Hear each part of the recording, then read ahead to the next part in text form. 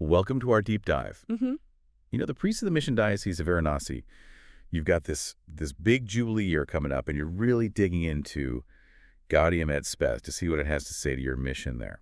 So today, we're going to unpack this document. It's from Vatican II. We'll look at what it means, especially for you guys, serving a small Catholic community in such a, well, vibrant and diverse place like Varanasi. Yeah, it's a really fascinating document, Gaudium et Spes. It's also known as the Church in the Modern World. Vatican II, they really wanted to understand the world as it was, all the complexities, and engage with it. And at its core, this document, it's about recognizing that we're all on this journey together. It acknowledges the joys and hopes and the griefs and anxieties of being human. Right. And then it tries to see how the message of Christ speaks to these very real, very human things. Exactly. And for you in Varanasi, this deep dive, it's Yeah. not just, some kind of theoretical exercise. This is about finding real guidance in this document, something written decades ago, and seeing how it applies to your lives, like your everyday interactions and the work you do as priests, the outreach, especially in a community where Catholics are a minority. Okay. And to do that, we're going to go right to the text of Gaudium et Spes and explore those connections. Sounds good. So let's start at the very beginning, Okay. the preface. Yeah. It has that powerful opening statement about the Church's solidarity with all of humanity. And paragraph 1, it just really stresses this profound link. Like it says that the joys and sorrows of all people, especially those who are suffering, they're also the joys and sorrows of Christ's followers. Now, how does that principle of solidarity, how does that play out like in real life in your mission in Varanasi? Yeah. I mean, it's one thing to think about it, right? Like we're all connected. Right. But how do you actually live out that solidarity with the people around you, the whole community, when their experiences and beliefs might be very different from your own? That's the real question, right? It's putting it into action. I mean, maybe it's not just about being there when there's a crisis or when people are suffering, but what if you actively engage with the culture and religious expressions of your neighbors? Oh, interesting. So in Varanasi, could that mean like understanding and even respectfully participating in some of the local festivals or community events, not necessarily as a religious thing, but just showing that you're there with them and that you respect their traditions? I see. It's about finding that common thread that connects us all in a city that's so diverse. So it's like solidarity through cultural understanding just by being present. Exactly. I like that. So the document then moves on to why Vatican II even felt this was so important, this whole idea of engaging with the modern world. Paragraph 2 of the preface, and then also paragraphs 4 and 5 in the introductory statement, they talk about this urgency, this need to address the tough questions that the Church and the world are facing. Yeah. And they didn't want to shy away from it. Yeah. And looking back, it's amazing how much of what they were talking about is still relevant today, maybe even more so in a place like Varanasi that's changing so fast. They were looking at the huge shifts happening in society, how powerful science and technology were becoming, how the world was becoming more interconnected, but also still had so much inequality. And then there was this deep spiritual yearning that people had, even though there was so much material progress. They weren't just talking about ideas. These were the things happening in the world in the 1960s. It's almost like they could see what was coming, And for you, serving in Varanasi, how do you see these global trends actually playing out in the local community? Like take technology as an example. On one hand, it can connect people and educate. But then on the other hand, there's so much misinformation, and it can even erode those traditional bonds people have. Understanding that local side of it all, that seems really key. It is, and Gaudium et Spes encourages us to really pay attention to what it calls the signs of the times. It's like we have to keep discerning what's going on.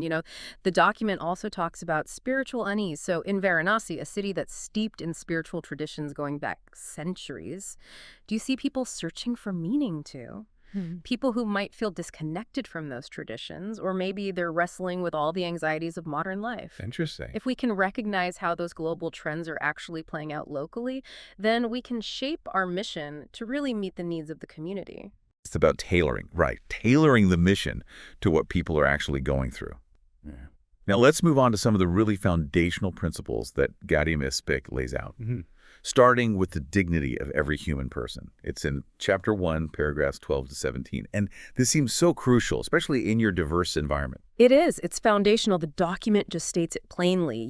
Every single human being has this inherent dignity. And that dignity, it comes from being created in God's image. We have a conscience, freedom, and we have a spiritual and immortal soul. Right. Now, sin exists and it has an impact, but our essential dignity, that remains untouched. So how does that understanding of human dignity, that profound understanding, how does it actually inform your mission in Varanasi? When you meet people from all these different backgrounds, different religions, different social levels, even those who are marginalized, how does that belief in their inherent dignity shape the way you interact with them, what you say, how you build relationships? It demands radical respect. Every interaction, every encounter, it has to be rooted in recognizing that the other person has worth. It doesn't matter what they believe or what their social standing is. In Varanasi, where you have these deep-rooted social hierarchies and different religions, actively acknowledging that each person has dignity, that can be a powerful witness. It means going into dialogue with humility, being truly open to the other person, not seeing them as someone you need to convert, but as another human being who deserves your respect and understanding. It's about that respectful dialogue. Yeah. And that leads us to chapter 2, paragraphs 23 to 26. It talks about the community of mankind and how we are all interconnected, how we are social by nature. Right, we're not just individuals off on our own. Gaudium et Spes makes it clear that we are fundamentally social beings, and we need to see others as another self, really see them that way. It talks about how important love and justice are in all our interactions, and it introduces this concept of the universal common good. So it's not just about me, it's about all of us working together to build a society that benefits everyone. Okay, so in a city like Varanasi, with so many people, so much diversity, how can you use this idea of a shared human community and this universal common good to guide your mission? Because you are a small community within a much larger community. How do you work to make things better for everyone, collaborating with people from all different faiths and getting involved in projects that help everyone, no matter what religion they belong to? It means we have to look beyond just the Catholic community. We need to find the things that concern everyone, like education, healthcare, the environment, poverty.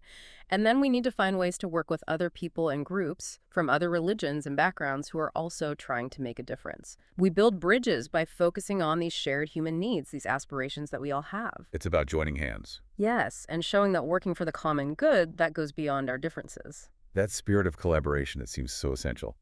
Then we come to chapter 3, paragraphs 33 to 39. It's called Human Activity Throughout the World, and it's all about work, the meaning and value of work. Yeah, and the document actually has a very positive view of work. It doesn't see it as just a way to make money, but as a way to participate in God's creation, to contribute to society and make things better. It stresses that our work should be aligned with what's truly good for humanity, for our communities. Right. And it warns against letting self-interest and material gain become the only things that drive us, because that could separate what we do in the world from our spiritual values.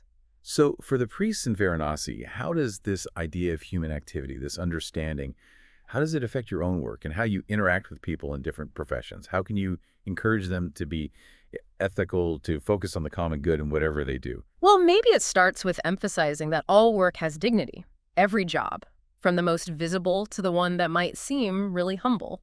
Maybe means supporting efforts to ensure fair labor practices, or encouraging young people to think of their future work not just as a career, but as a vocation. It's about helping them see how they can contribute to the community and reflect the values of the gospel in their professional lives. It's about finding that sense of purpose, something beyond just personal gain. So it's not just about a paycheck. Exactly. It's about something bigger. Finally, we get to chapter 4, paragraphs 40 to 42, and it's all about the role of the church in the modern world. It tries to lay out the unique mission and purpose of the church and society. Yeah, and Gaudium et Spes reminds us that the church is both human and divine. And its ultimate goal is to lead everyone to Christ and to share this vision of human dignity and what we're all ultimately created for. But it also stresses that the church's way of helping humanity, of making things better, is primarily through the gospel message, through the work of the Holy Spirit. It's not about seeking power or trying to dominate. So considering that the Catholic Church is a minority in Varanasi, how can it actually fulfill this role effectively? What unique things can the church, especially in that specific context, offer to the wider community, both spiritually and socially? And how can you, as priests, really live out the values of the gospel in your lives and in your ministry there? When you're a minority, your witness becomes even more important. The way you live your lives authentically according to those gospel values, love, service, justice, compassion, that becomes a powerful way to share your faith. I see. It's about the quality of your presence, the genuine care that you show to everyone, regardless of their background. Even though it's small, the church in Varanasi can be like a beacon of hope. It offers a different perspective on human dignity and what we're all meant for. And by consistently showing love and serving others, it contributes to the well-being of the whole city, both spiritually and socially. So as we wrap up this deep dive, it's clear that Gaudium et Spes has so much to offer. It's full of wisdom that's really timeless, and it has a lot to say to your mission in Varanasi, especially as you approach this Jubilee year. The things it emphasizes, like solidarity with all humanity, understanding the signs of the times in your local context, affirming the dignity of every person building community, working for the common good, understanding the value of human activity and the unique role of the church as a witness to the gospel, these are all connected, and they're so relevant to the work that you do every day. They really do provide a framework for how we think and how we act. They encourage us to be outward-looking, to be involved in our communities, and to always come back to those fundamental values of the gospel. So, to all of you, the priests serving in the Mission Diocese of Varanasi, as you continue to reflect on Gaudium et Spes during this Jubilee year, think about this. How can these insights, these timeless insights, inspire you to approach your mission in new and creative ways to let the light of Christ shine even brighter and reach even more hearts in the unique and sacred city of Varanasi? This is a conversation I hope that will continue within your community. I hope so too. It's a conversation worth having.